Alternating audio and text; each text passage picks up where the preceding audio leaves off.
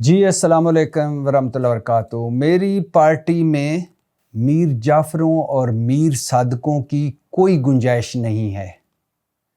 Wicket کے دونوں طرف کھیلنے والوں کو میں اپنی پارٹی میں برداشت نہیں کروں گا۔ ہماری موومنٹ کے اس وقت قائد ہیں محمود خان اچکزئی، اور میں پارٹی کو ہدایت کرتا ہوں کہ محمود خان اچکزئی کی ہدایات پر مکمل عمل درآمد کرے۔ یہ کہا ہے عمران خان نے۔ 29 دنوں کے بعد بالآخر عمران خان کی بہن عظمیٰ خان عمران خان سے 20 منٹ کے لیے مل پائیں گزشتہ روز، اور عظمیٰ خان نے عمران خان کے پیغام، عمران خان کی باتیں، عمران خان کی گفتگو باہر آ کر میڈیا کو بتائی۔ عمران خان نے اور کیا کچھ کہا، اس پر آج بات کرنی، اور اس پر بھی بات کرنی ہے کہ چیف آف ڈیفنس فورسز کی تقرری کا نوٹیفیکیشن نہیں ہوا ابھی تک۔ 3 دسمبر ہے آج، اور یہ 27 نومبر کو ہو جانا چاہیے تھا۔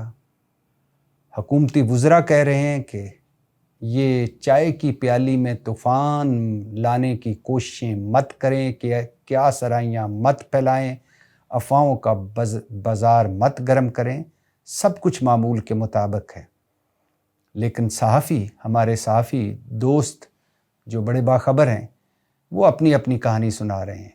کچھ کہہ رہے ہیں کہ چونکہ ابھی نیوی اور فضائیہ کے حوالے سے بہت ساری چیزیں ہیں جن پر قانون سازی ہونی ہے، لہٰذا نوٹیفیکیشن نہیں ہو پا رہا۔ کچھ کہہ رہے ہیں کہ سب کچھ ٹھیک نہیں ہے، کچھ نہ کچھ کہیں نہ کہیں گڑبڑ ہے۔ کچھ کہہ رہے ہیں کہ نہیں، حکومت کچھ گارنٹیاں چاہتی ہے، حکومت کے کچھ مطالبات ہیں جو وہ منوانا چاہتی ہے، اس لیے نوٹیفیکیشن نہیں ہو رہا۔ کچھ کہہ رہے ہیں کہ نہیں، نواز شریف صاحب کے اندر انقلابی نواز شریف جاگ گیا ہے، اور اب وہ اس طرح چیزوں کو چلانے کے موڈ میں نہیں ہے۔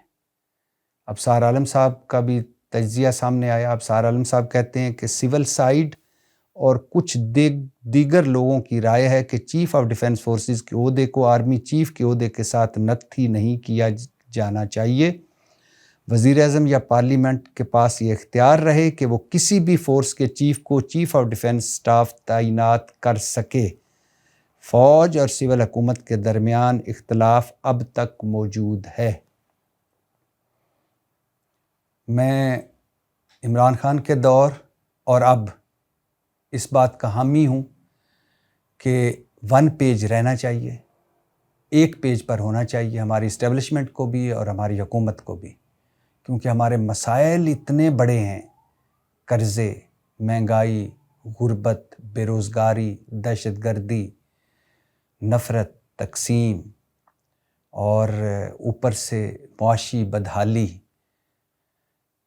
یہ مسائل اس موجودہ حکومت کے اکیلے کے بس کی بات نہیں ہے، ان مسائل کو حل کرنا۔ اور اب ایک ہی صورت ہے کہ ہم اپنے اختلافات بھلا دیں، سب مل کر ایک ویژن، ایک رستہ اور ایک پالیسی اپنائیں، تو یہ مسائل حل ہو سکتے ہیں۔ لیکن اگر ابصار عالم صاحب کی یہ بات مان لی جائے کہ فوج اور سول حکومت کے درمیان اختلاف اب تک موجود ہے، تو یہ کوئی نیک شگون نہیں ہے۔ آپ کو یاد ہونا چاہیے کہ عمران خان کے دور میں جب DGISI کی تقرری تھی، عمران خان جنرل فیض کو رکھنا چاہتے تھے، اور نوید انجم صاحب کو اس وقت کی اسٹیبلشمنٹ اور لگانا چاہتی تھی DGISI۔ تقرری کا جو پروانہ تھا یا تقرری کچھ عرصے کے لیے لٹک گئی، اور دوسری بڑی دراڑ پڑی اس وقت کی اسٹیبلشمنٹ اور عمران خان کے درمیان۔ پہلی دراڑ پڑی تھی عثمان بزدار کی وزارت اعلیٰ پر، کیونکہ اس وقت کی اسٹیبلشمنٹ نہیں چاہتی تھی کہ عثمان بزدار کو وزیر اعلیٰ پنجاب لگایا جائے، اور پھر دوسری دراڑ پڑی اس DGISI کی تقرری پر، اور پھر وہ دراڑ آہستہ آہستہ بڑی ہونا شروع ہوئی۔ اس میں اپوزیشن نے اپنے نقب لگانا شروع کیے، اور پھر ایک وہ وقت آیا کہ اس وقت کی اسٹیبلشمنٹ عمران خان کے پیچھے سے ہٹ گئی، اور عمران خان کی حکومت جو اتحادیوں کے سر پر کھڑی تھی، حکومت نہ رہی, تحریک عدم اعتماد کامیاب ہو گئی. تو جب دراڑ پڑتی ہے, جب رکھنا پڑتا ہے, جب پہلے والی گرم جوشی نہیں رہتی, تو پھر صورتحال بڑی خراب ہو جاتی ہے. اس حکومت میں تو اتنے تجربہ کار لوگ ہیں, آصف علی زرداری ہیں, شہباز شریف ہیں, نواز شریف صاحب ہیں, مولانا فضل الرحمان ہیں, جنہوں نے دراڑوں سے ساری عمر فائدہ اٹھایا ہے. اب اگر ان کے ہوتے ہوئے دراڑ پڑ رہی ہے یا پڑ جائے گی تو یہ بھی کوئی اچھی بات نہیں ہے. اس کا مطلب ہے آگے آنے والے دن راوی چین ہی چین نہیں لکھ رہا. میں پھر کہہ رہا ہوں کہ ابھی تک کسی کو یہ خبر نہیں ہے کہ اصل خبر کیا ہے. ساری کیا سرائیاں ہیں, سارے قیافے ہیں, سارے اندازے ہیں, سارے تجزیے ہیں. اور میں پھر کہہ رہا ہوں کہ پاکستان اس وقت متحمل نہیں ہو سکتا ان تجربوں کا.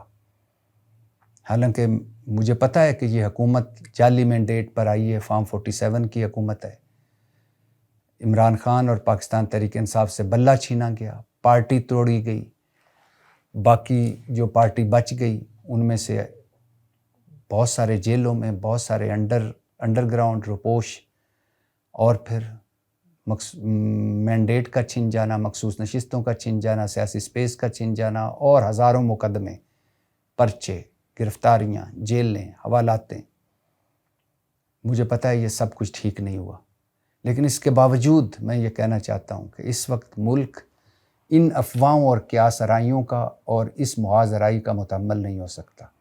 لیکن مجھے پتہ نہیں کیوں ایسا لگ رہا ہے کہ آگے کچھ اچھا نہیں ہے. اللہ کرے کہ میں غلط ہوں, لیکن آگے مجھے لگ رہا ہے کوئی اچھا نہیں. اس پر مزید بات کرتے ہیں, لیکن ان دونوں موضوعات پر بات کرنے سے پہلے یہ بتاتا چلوں کہ آپ کے علم میں ہوگا کہ 1-2 دن پہلے کراچی میں والدین کی اکلوتی اولاد 3 سالہ ابراہیم گٹر میں گرا, اور پھر 1 کلومیٹر دور 15 گھنٹوں کے بعد اس کی لاش ملی.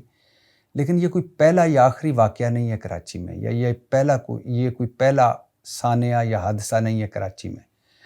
گٹر پر ڈھکن لگائے جاتے ہیں اور یہ نشئی اٹھا کر لے جاتے ہیں, یہ کہہ رہی ہے حکومت. اور مرتضیٰ وہاب صاحب کی جو پریس کانفرنس تھی اس پر تو جتنی مایوسی, جتنا دکھ اور جتنی تکلیف مجھے ہوئی ہے, یقیناً اور بھی بہت سارے لوگوں کو ہوئی ہوگی. لیکن کراچی میں رواں سال, صرف اس سال 5 بچوں سمیت 24 شہری نالوں اور گٹروں میں گر کر جان کی بازی ہار گئے. یہ کراچی ہے جس کو پاکستان کا معاشی ہب کہا جاتا ہے, جو روشنیوں کا شہر تھا. جب سے MQM اور پیپلز پارٹی کا راج شروع ہوا کراچی پر, کراچی بد سے بدتر ہوتا گیا. اور یہ صرف کراچی کی بات نہیں ہے, بلوچستان دیکھ لیں کوئٹہ سمیت, سندھ دیکھ لیں کراچی سمیت, خیبر پختونخوا کے کچھ علاقے دیکھ لیں, جہاں کچھ ضلع جہاں شام کے بعد نہ حکومت ہوتی نہ حکومتی ریٹ, ساؤتھ پنجاب دیکھ لیں. اور ان حکمرانوں کے دعوے, وعدے, نعرے ہیں کہ ختم ہی نہیں ہو رہے, بڑکے ہیں کہ ختم ہی نہیں ہو رہی. انہوں نے اپنے پیٹ تو بھر لیے, اپنی 7 نسلیں سنوار لیں, ہماری 7 نسلیں اجڑ گئیں. میرے پاس یہ لسٹ پڑی ہے. سرجانی ٹاؤن کا 23 سالہ موٹر سائیکل سوار, گرو مندر چرنگی کے قریب 35 سال کا عباس نقوی, سلطان آباد کا 15 سالہ ابو بکر, لانڈی مرتضیٰ چرنگی کے قریب 50 سال کا اقبال مسیح, گھاس منڈی کے 3 مزدور, جمشید روڈ پیٹرول پمپ پر 5 سال کا علی, بلدیہ موچ گوٹھ میں 3 سال کا عبدالرحمان, سرجانی حسن بروئی گوٹھ میں 3 سالہ اسد اللہ, شاہ فیصل نمبر 2 میں 4 سال کا بچہ, ماڑی پور دعا ہوٹل کے قریب 55 سالہ شہری, ماڑی پور نالا سٹاپ کے قریب 38 سالہ الطاف, طفیل غفار کرنگی سیکٹر 51C قبرستان کے قریب 28 سالہ رضوان, اور بہت سارے لوگ جان کی بازی ہار گئے نالوں اور گٹروں میں گر کر. اور پھر جب بارش آتی ہے, پانی زیادہ ہوتا ہے, تو کرنٹ لگنے سے 1 سال میں صرف 22 لوگ جان کی بازی ہار گئے تھے. اس کے علاوہ رازنی, ڈکیتیاں, قتل, اور اس کے علاوہ پتہ نہیں کتنا کچھ. اور وہ آپ نے سنا ہوگا کرونا کے دنوں میں ایک جو اسپیشلسٹ تھا, ڈاکٹر تھا, اس کو پورے کراچی میں وینٹیلیٹر نہیں ملا اور وہ جان کی بازی ہار گیا. اور پھر لاڑکانہ میں کتا ویکسین نہ ملنے سے جو بچہ جان کی بازی ہار گیا کمشنر آفس کے سامنے. ڈپٹی کمشنر آفس کے سامنے. اور پھر بہت ساری ایسی بھی چیزیں ہیں کہ جس میں مرنے سے پہلے دوائی نہیں سندھ میں اور مرنے کے بعد ایمبولینس نہیں. یہ ہے آج کیا سندھ، بلاول بھٹو کا سندھ، ذوالفقار علی بھٹو کا سندھ. 71 میں بھی روٹی کپڑا اور مکان دے رہے تھے، آج بھی یہی دے رہے ہیں. اس وقت بھی اسی کے نام پر ووٹ لے رہے تھے، آج بھی اسی کے نام پر ووٹ لے رہے ہیں اور روٹی کپڑا اور مکان نہیں ملا. خیر واپس آتے ہیں اپنے موضوع پر. عمران خان کی بہن عظمیٰ خان عمران خان سے گزشتہ روز ملی 29 دنوں کے بعد، اور وہ بتا رہی تھی کہ عمران خان کی صحت ٹھیک ہے، لیکن وہ ذہنی ٹارچر کی وجہ سے غصے میں تھے، کیونکہ وہ کہہ رہے تھے کہ مجھے قید تنہائی میں رکھا جاتا ہے، سارا دن سیل میں بند کیا جاتا ہے، تھوڑے سے وقت کے لیے نکالا جاتا ہے، کسی کو مجھ سے بات چیت کرنے کی اجازت نہیں دی جاتی. اور پھر عظمیٰ خان نے عمران خان کا پیغام پہنچایا. انہوں نے کہا کہ عمران خان کہہ رہے تھے کہ مضبوطی سے ڈٹے رہیں، اپنی پارٹی کو کہہ رہے تھے، جب تک آپ غلامی کے مائنڈ سیٹ میں رہیں گے غلام رہیں گے. چینی مافیا، لینڈ مافیا، ایکسٹینشن مافیا، مینڈیٹ چور آپ کو غلام بنا کر رکھیں گے. آزادی چاہتے ہیں تو لڑنا پڑے گا. ہماری موومنٹ کے قائد محمود خان اچکزئی ہیں، وہ جو بھی فیصلہ کریں گے تحریک انصاف مکمل عمل درآمد کرے، خاص طور پر پارلیمنٹیرینز احکامات پر عمل درآمد یقینی بنائیں. عظمیٰ خان بتا رہی تھیں کہ عمران خان سہیل افریدی سے مکمل خوش مطمئن ہیں. عمران خان نے سہیل افریدی کے کردار کو بھرپور سراہا ہے اور کہا ہے کہ سہیل افریدی فرنٹ فٹ پر کھیلیں، وہ ان کے کاموں سے خوش ہیں. انہوں نے کچھ پیغامات سہیل افریدی کے لیے دیے ہیں جو میں سہیل افریدی کو علیحدگی میں دوں گی، یہ کہہ رہی تھیں عظمیٰ خان. عظمیٰ خان بتا رہی تھیں کہ عمران خان نے کہا ہے کہ شاہد خٹک پی ٹی آئی کے قومی اسمبلی میں پارلیمانی لیڈر ہوں گے. عمران خان نے این ڈی یو جانے والے پارٹی رہنماؤں پر شدید برہمی کا اظہار کیا اور کہا کہ جو لوگ ہم پر ظلم کر رہے ہیں ان کے پاس جانا ناقابل برداشت ہے. یہ لوگ پارٹی کے میر جعفر، میر صادق ہیں، وکٹ کے دونوں طرف کھیلنے والوں کے لیے پارٹی میں کوئی جگہ نہیں. اور جب عظمیٰ خان بات چیت کر چکی میڈیا سے تو پھر علیمہ خان بولی. علیمہ خان نے کہا کہ آج میری بہن نے بتایا ہے کہ عمران خان تکلیف میں ہے. مطلب عظمیٰ خان مل کر آئیں اور انہوں نے باہر آ کر بتایا کہ عمران خان تکلیف میں ہے. تو اب ہم ہر منگل کو اڈیالہ کے باہر بیٹھیں گے اور اس وقت تک بیٹھیں گے جب تک 6 فیملی ممبرز اور 6 وکلاء کی ملاقات نہیں ہو جاتی. منگل کو ہم بہنیں بیٹھیں گی اور جمعرات کو پارٹی بیٹھا کرے گی. کہنا یہی حکومت سے کہ قیدی بدلتے رہتے ہیں، جیلیں وہی رہتی ہیں. تو آج کے قیدیوں سے اگر آپ بہتر سلوک کریں گے تو کل کے قیدی جو آپ بھی ہو سکتے ہیں، آپ سے بھی بہتر سلوک ہوگا. کل جو گزر گیا ہے آپ اس کی تو باتیں کرتے ہیں کہ اذیت دی گئی ہمیں قید میں، لیکن جو آج آپ اذیت دے رہے ہیں کل کیسے بھگتیں گے؟ خیر، حکومتیں، حکمران ہواؤں کے گھوڑے پر اقتدار کے نشے میں کب یہ باتیں سنتی ہیں؟ اور تاریخ کا سب سے بڑا سبق یہی ہے کہ تاریخ سے کسی نے سبق نہیں سیکھا. پھر وہی بات، یقین کریں میں تو اس کے حق میں تھا کہ جب 26ویں آئینی ترمیم ہو گئی، 27ویں آئینی ترمیم ہو گئی تو باقی بھی سب کچھ خوش اسلوبی سے طے ہو جاتا. لیکن حیرت ہوئی میرے سمیت تقریباً پورے پاکستان کو جب چیف آف ڈیفنس فورسز کی تقرری کا نوٹیفیکیشن نہیں ہوا. 27 نومبر کو ہو جانا چاہیے تھا. آج آپ دیکھ رہے ہیں اور یعنی 5 دن تو ہو گئے ہیں، یعنی آج 3 دسمبر ہے اور 6 دن ہونے والے ہیں. 6 دن کا ڈیلے، حالانکہ حکومتی وزراء کہہ رہے ہیں کہ عمل درآمد شروع ہو گیا ہے، پروسیس شروع ہو گیا ہے، آگے چل کر ہو جائے گا یہ سب کچھ، اللہ کرے ہو جائے. میں تو بار بار کہہ رہا ہوں کہ جو دشمن ہیں وہ خوش ہوں گے، افواہیں پھیلیں گی، کیا سرائیاں پھیلیں گی، لیکن ایسی افواہوں اور ایسی کیا سرائیوں سے جو ملک، قوم اور معیشت اور باقی کاروبار کو نقصان پہنچتا ہے، جو پہلے ہی فارغ ہو چکے ہیں ہم ہر چیز میں، تو مزید کیوں نقصان پہنچاتے ہیں؟ جب آپ نے سارا کچھ کر لیا ہے تو اب کیا ہے؟ یہ جو کچھ آج آپ کے دل میں مچل رہا ہے، یا جو آپ ایک سائن نہ کرنے پر یا نوٹیفائی نہ کرنے پر جو کچھ آپ منوانا چاہتے ہیں، یہ پہلے منوا لیتے بیٹھ کر. یا اگر آپ کی نیت ٹھیک ہے تو یہ نائلی اور یہ سستی اور یہ نالائکی کیوں؟ ابصار عالم صاحب ہمارے دوست ہیں، سینئر ہیں ہمارے، وہ تو کہہ رہے ہیں کہ فوج اور سول حکومت کے درمیان اختلاف اب تک موجود ہے، اور یہ اختلاف 78 سالوں میں ہم نے دیکھا جب بھی یہ اختلاف شروع ہوا اس کا اینڈ برا نکلا. اگر یہ اختلاف موجود ہے اور اگر وہی کچھ ہے جو کچھ افواہوں اور کیا سرائیوں میں بتایا جا رہا ہے تو پھر یہ 1 پیج نہیں رہتے اس طرح. پھر اختلاف شروع ہو جاتے ہیں اور یہ بات لمبی ہوتی جاتی ہے, ایک کے بعد ایک دراڑ پڑتی ہے اور پھر اینڈ رزلٹ بہت برا ہوتا ہے. ہم نے 78 سالوں میں یہ بھگتا ہے. جب آپ نے سارا کچھ کر لیا تو یہ بھی کر دیتے اور پھر بیٹھ کر سارے معاملات حل کر لیتے. اور اگر آپ قانون سازیوں, منہ شگافیوں اور اس میں پڑیں گے کہ یہ ہو جائے گا تو پھر وہ کیوں ہوگا, تو وہ کیسے ہوگا, تو یہ کیسے ہوگا, تو یہ سارا آپ کو پہلے کر لینا چاہیے تھا. اور اگر آپ چاہتے ہیں کچھ گارنٹیاں تو وہ بھی پہلے کر لینی چاہیے تھی. یہ ملک افواہوں اور کیا سرائیوں سے بھرا رہتا ہے. اس میں اپنے جو نقب لگانے والے ہیں وہ نقب لگاتے ہیں اور رائی کو پہاڑ بناتے ہیں.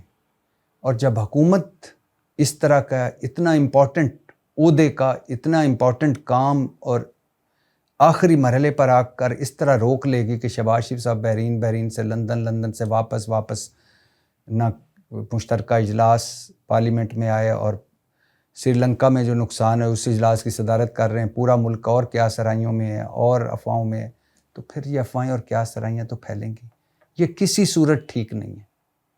سوشل میڈیا پر تو عجیب و غریب چیزیں چل رہی ہیں جن کا حقیقت سے کوئی تعلق ہی نہیں ہے. لیکن اب یہ کہنا کہ یہ صرف کیا سرائیاں یا افواہیں ہیں, اس طرح کی کوئی بات نہیں, یہ بھی ٹھیک نہیں ہے. کچھ نہ کچھ تو ہے جس کی پردہ داری ہے, اور یہ پردہ داری میں ہی رہتا سارا کچھ, اور پردہ داری میں ہی خوش اسلوبی سے ہو جاتا تو کتنا اچھا ہوتا. یقین کریں ایسے کئی واقعات دیکھ چکے ہیں. چھوٹی سی بات بڑی ہوتی اتنی بڑی ہو جاتی ہے کہ بڑی چیزیں اس کے نیچے دب جاتی ہیں. عمران خان جیل میں ہیں, اپنے موقع پر کھڑے ہیں. پی ٹی آئی خوش ہے کہ کم از کم عمران خان صحت مند ہے. حکومت اس چکر میں ہے کہ کیا جواز بنا کر خیبر پختونخوا میں گورنر راج لگایا جائے. لیکن سوال یہ پیدا ہوتا ہے کہ آپ گورنر راج لگا لیں گے, کیونکہ پچھلے 3 سالوں میں اتنا کچھ ہو چکا ہے کہ اب گورنر راج کی کیا اہمیت. لیکن اس کے بعد مسائل حل ہو جائیں گے, یا نفرت اور تقسیم تو نہیں بڑھے گی. بات چیت کریں, وفاق اور صوبہ اکٹھے بیٹھے. سہیل افریدی صاحب کو بھی ایک قدم پیچھے ہٹ کر وفاق کے ساتھ بیٹھنا پڑے گا دہشت گردی پر اور پاکستان کے معاملے پر, افغانستان کے معاملے پر. اور وفاق کو بھی جو 3000 ارب دینا ہے صوبے کو وہ دیں, ان کو ساتھ ملا کر چلیں, ان سے بھی وہی سلوک کریں جو سندھ سے کیا جا رہا ہے, بلوچستان سے کیا جا رہا ہے, پنجاب سے کیا جا رہا ہے. یہ بھی ہمارے ہی صوبہ ہے, ہمارے ہی بھائی ہیں. سہیل افریدی بھی منتخب وزیر اعلیٰ ہیں. بیانات یا دونوں طرف کے بیانات نظر انداز ہونے چاہیے, اور صورتحال اتنی خراب نہیں ہونی چاہیے کہ آپ ایک ساتھ بیٹھ نہ سکیں. کم از کم پاکستان کے معاملے پر تو ایک ساتھ بیٹھنے میں کوئی حرج نہیں. پاکستان زندہ باد.